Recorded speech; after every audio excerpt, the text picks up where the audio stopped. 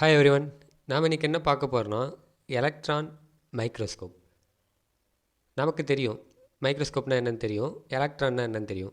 இப்போது அந்த எலக்ட்ரானை வச்சு ஒரு மைக்ரோஸ்கோப் பில்ட் பண்ணால் அது எப்படி பில்ட் பண்ணணும், எப்படி ஆல்ரெடி இருக்குது, அது எப்படி பில்ட் பண்ணாங்க, எப்படி கன்ஸ்ட்ரக்ஷன் எப்படி இருக்குது, அண்ட் அதோட ஒர்க்கிங்னா என்ன, எந்த பிரின்சிபலில் எலக்ட்ரான் மைக்ரோஸ்கோப் ஒர்க் ஆகுதுன்றதை பற்றி டீட்டெயில்டாக பார்ப்போம். ஓகேவா? ஸோ இந்த எலக்ட்ரான் மைக்ரோஸ்கோப் எந்த பிரின்சிபலில் ஒர்க் ஆகுதுன்னா நமக்கு தெரியும், டீப்ராக்லி வேவ்ஸ் பிரின்சிபல் படி ஒர்க் ஆகுது. டீப்ராக்லி என்ன சொன்னார், எந்த ஒரு பார்ட்டிகளாக இருந்தாலும் அது புரோட்டானோ எலக்ட்ரானோ நியூட்ரானோ ஏதோ ஒரு பார்ட்டிகல் இருக்குன்னா அதுக்கும் எனக்கு வேவ் நேச்சர் இருக்கும் அப்படின்ட்டு டீப்ராக்லி ப்ரூவ் பண்ணார். ஒரு ஹைப்போதீசிஸ் வச்சாரா, அண்ட் அதை ப்ரூவ் பண்ணுறதுக்கு டேவிசன் அண்ட் ஜெர்மர் அவங்க 2 பேர் சேர்ந்து ஒரு எக்ஸ்பெரிமெண்ட் கண்டக்ட் பண்ணாங்க. அது மூலிமா அது ப்ரூவ் பண்ணாங்க. கரெக்டாக?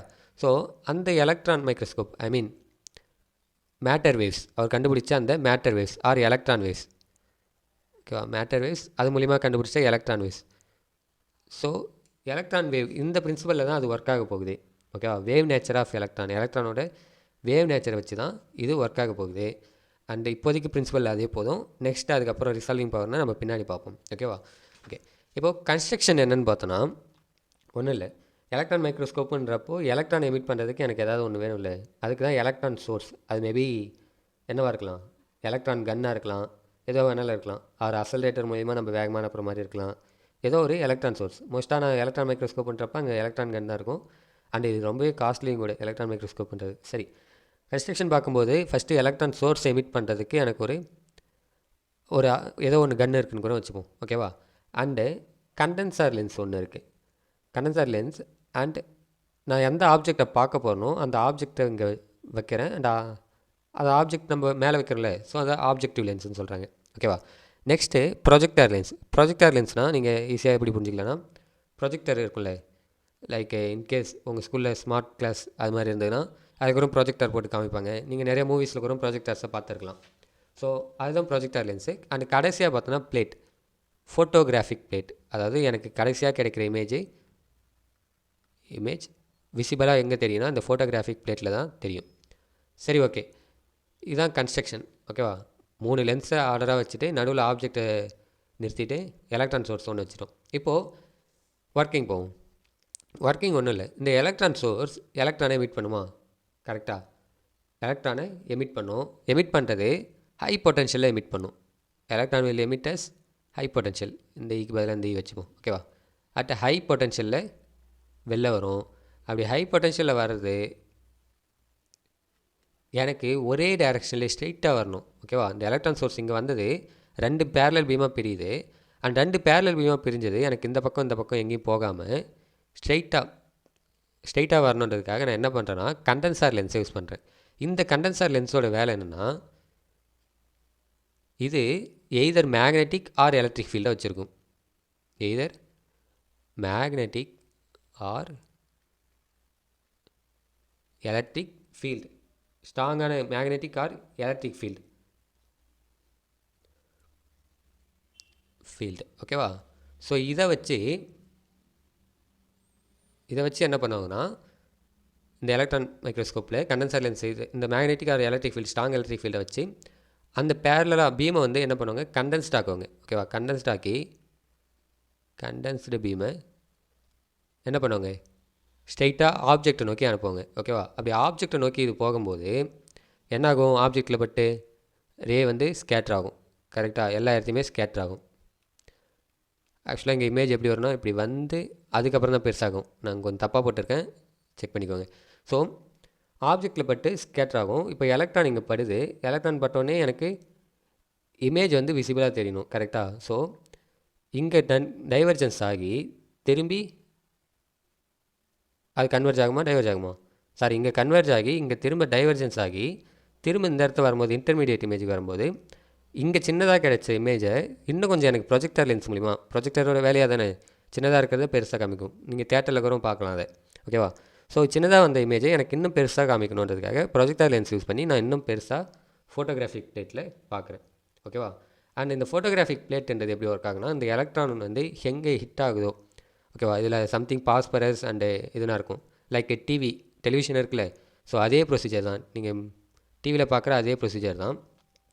அந்த எலக்ட்ரான் ஹை வெலாசிட்டியில், high acceleration or high kinetic எனர்ஜியில் வந்து அந்த பாஸ்பரஸ் பிளேட்டை ஹிட் பண்ணும்போது எந்த வேவ் லென்த்தில், இதுதான் முக்கியமே, இங்கே தான் வந்து ட்விஸ்டே இருக்குது. ஓகேவா?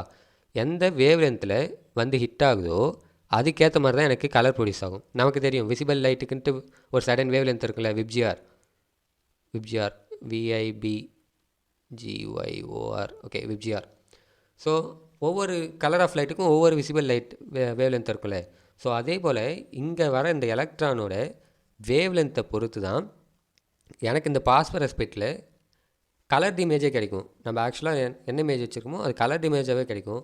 அண்டு ரொம்பவே பிரைட்டராகவும் தெரியும், லார்ஜராக தெரியும். எந்த அளவுக்குனா, நார்மலாக இப்போ இந்த ஆப்ஜெக்ட் நம்ம இங்கே ஏதோ ஒன்று வைக்கிறோன்னு வச்சுக்கோங்களேன், அது 2 lakhs, எவ்வளோ, 2 lakhs கரெக்டாக, 1 10 100 1000 10 lakhs, எஸ், 2 lakhs டைம் பெருசாக தெரியுமா?